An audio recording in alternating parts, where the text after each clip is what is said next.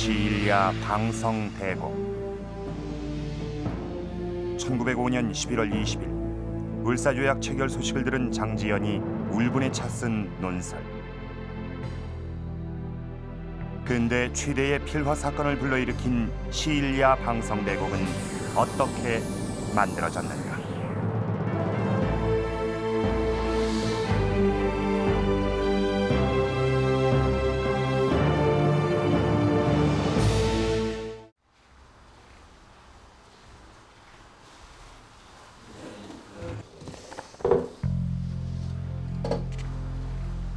장영수 씨가 박스 속에서 꺼낸 신문.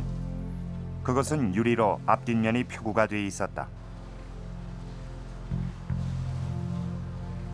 신문이 훼손되는 것을 막기 위해 유리로 표구를 냈다고 한다.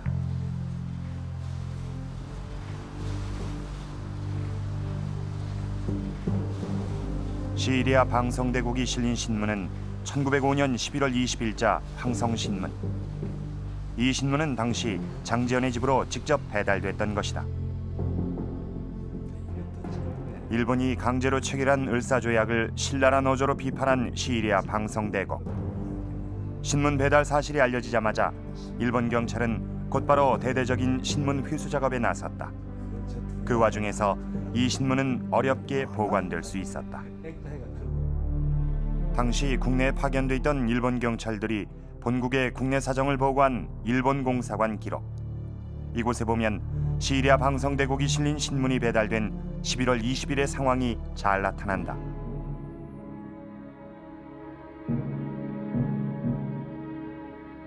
이날 발행된 신문 가운데 서울에 이미 배부가 된 800부는 회수했으며 지방으로 보낼 2288부는 압수했다고 적고 있다.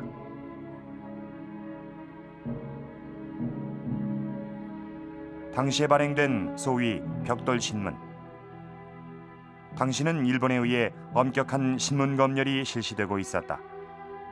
검열에 걸린 부분의 기사왈자를 뒤집어 인쇄를 한 이 벽돌신문은 당시 언론 상황을 여실히 보여준다.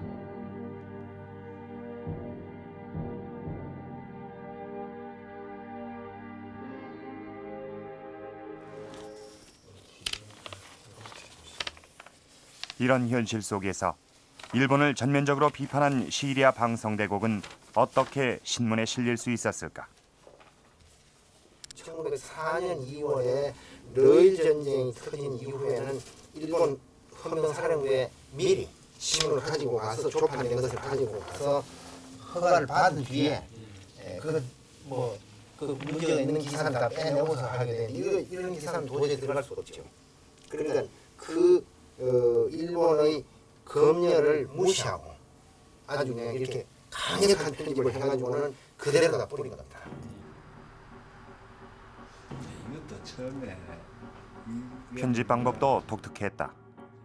같은 기사의 내용 안에서 강조할 부분의 글자 크기를 크게 해서 편집하는 이런 방법은 당시로선 처음 시도된 것이었다.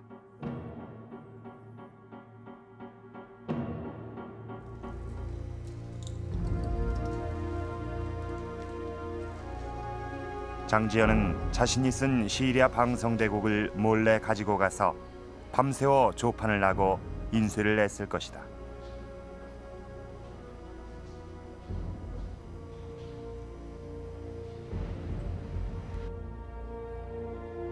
장지연이 일본 경찰에 붙잡힌 것은 새벽 5시. 그러니까 밤새 인쇄한 신문을 꼭두 새벽에 이미 배부했다는 말이다. 시일야 방성대곡. 이 한편의 논설은 언론인으로서 장지연이 보여준 용기와 각오 덕분에 비로소 세상에 나오게 된 것이다.